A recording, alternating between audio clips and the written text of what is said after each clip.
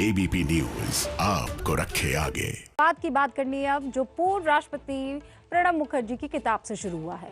ये किताब प्रणब मुखर्जी के देहांत के बाद पब्लिश की गई है। उन्होंने इस किताब में प्रधानमंत्री नरेंद्र मोदी को लेकर कुछ बातें कही जिन पर विपक्ष अब सवाल उठा रहा है, लेकिन असल में प्रधानमंत्री नरेंद्र मोदी और प्रणब मुखर्जी का शिष्टाचार और सम्मान का रिश्ता रहा है और इन रिश्तों का अपनी किताब द प्रेसिडेंशियल ईयर्स में प्रणब मुखर्जी ने बहुत बार जिक्र किया है। उन्होंने बीजेपी और नरेंद्र मोदी की काफी तारीफ भी की है।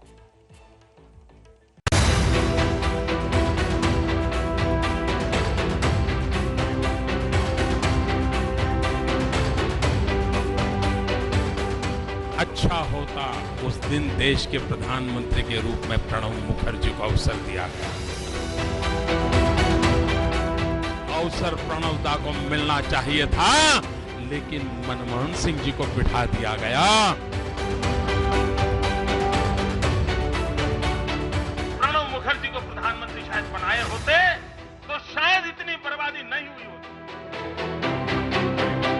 मेरे जीवन का एक बहुत बड़ा सौभाग्य रहा कि मुझे प्रणब दा की उंगली पकड़ करके दिल्ली की जिंदगी में अपने आप को सेट करने में बहुत बड़ी सुविधा मिली।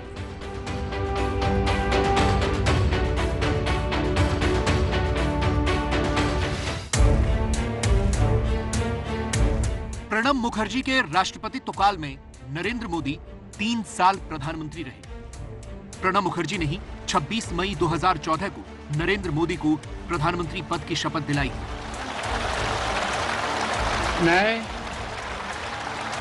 मैं नरेंद्र दामोदर दास मोदी। इसके बाद सार्वजनिक जीवन में दोनों जब भी मिले बहुत अच्छे से मिले।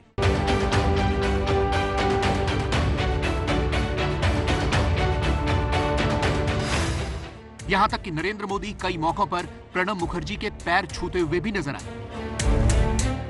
लेकिन क्या दोनों के बीच कुछ तल्खी भी थी?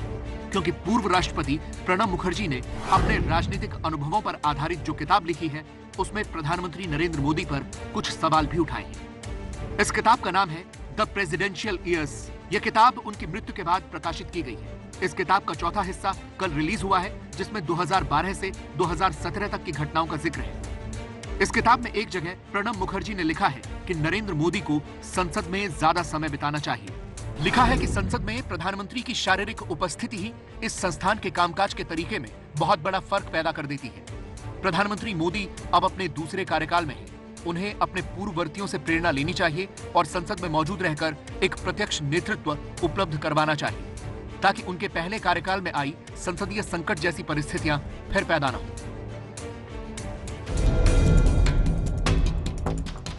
एक जगह पर उन्होंने प्रधानमंत्री मोदी के कामकाज करने के तरीके को निरंकुश भी बताया है। लिखा है, जहां डॉक्टर मनमोहन सिंह अपनी गठबंधन की सरकार को बचाने में लगे थे, जिसकी वजह से सरकार पर गलत प्रभाव पड़ा, वहीं लगता है कि अपने पहले कार्यकाल में मोदी ने सरकार चलाने का निरंकुश तरीका अपनाया हुआ है।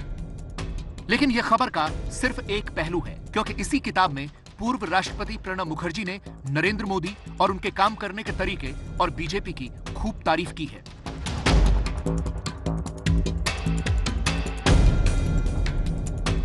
2014 में राष्ट्रपति प्रणब मुखर्जी ने गणतंत्र दिवस पर जो संदेश दिया था, उसमें लोकसभा चुनावों में एक निर्णायक सरकार चुनने को कहा था।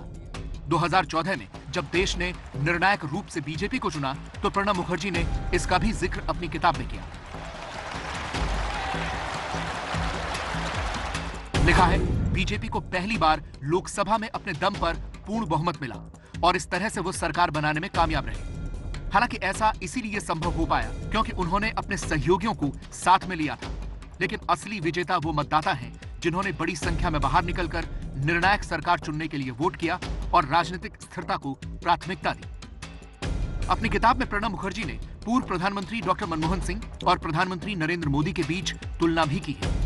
मनमोहन सिंह के बारे में उन्होंने लिखा है कि वो एक अर्थशास्त्री थे जिन्हें सोनिया गांधी ने प्रधानमंत्री बनाया था, जबकि दूसरी तरफ 2014 में मोदी बीजेपी को ऐतिहासिक जीत दिलाकर लोकप्रिय चयन से प्रधानमंत्री बने। वो एक मूल राजनेता हैं और उन्हें बीजेपी ने तब ही प्रधानमंत्री का उम्मीदवार बना दिया था जब पार्टी प्रचार के मोड में गई थी। तब वो गुजरात के मुख्यमंत्री थे और उन्होंने अपनी ऐसी छवि बनाई जिससे वो सीधे लोगों से जुड़ गए। उन्होंने प्रधानमंत्री का पद अर्जित किया है।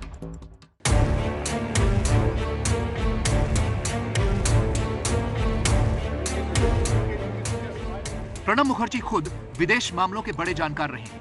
वो देश के विदेश मंत्री भी रहे हैं। अपनी किताब में उन्होंने प्रधानमंत्री नरेंद्र मोदी की विदेश नीति की बारीकियों की भी तारीफ की है।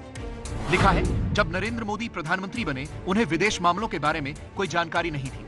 गुजरात के मुख्यमंत्री के तौर पर उन्होंने कुछ देशों की यात्रा की थी, लेकिन वो यात्राएं राज्य की भलाई तक ही सीमित थी।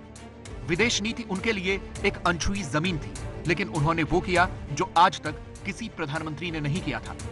उन्होंने अपने शपथ ग्रहण में सार्क देशों से नेताओं को बुलाया, जिसमें पाकिस्तान के तत्कालीन प्रधानमंत्री नवाज शरीफ भी शामिल थे।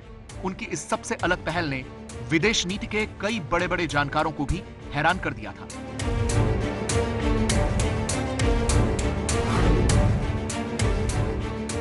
प्रधानमंत्री नरेंद्र मोदी और प्रणब मुखर्जी के बीच एक बड़ा ही सम्मान और शिष्टाचार का रिश्ता रहा है।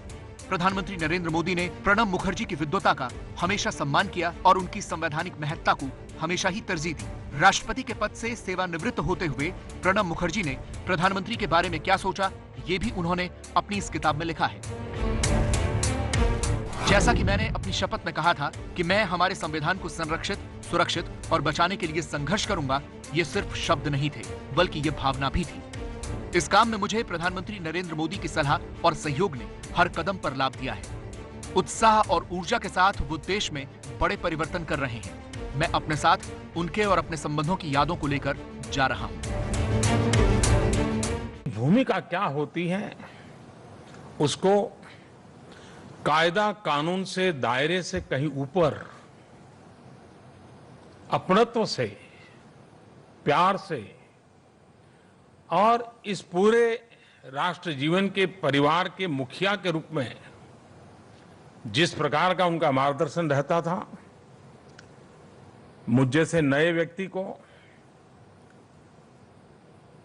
जिसके पास इस तरह का कोई अनुभव नहीं था, मैं एक राज्य में काम करके आया था,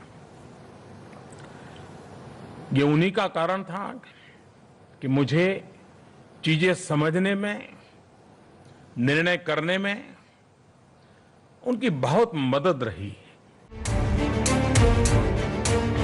पिछले साल अगस्त में प्रणब मुखर्जी के निधन के बाद प्रधानमंत्री नरेंद्र मोदी ने कई भावनात्मक ट्वीट किए थे और अपनी और प्रणब मुखर्जी की कई तस्वीरें भी जारी की थी। प्रणब मुखर्जी और नरेंद्र मोदी दोनों भले ही अलग-अलग विचारधाराओं से रहे हों, लेकिन देश चलाने के लिए दोनों ने एक टीम बनकर काम किया।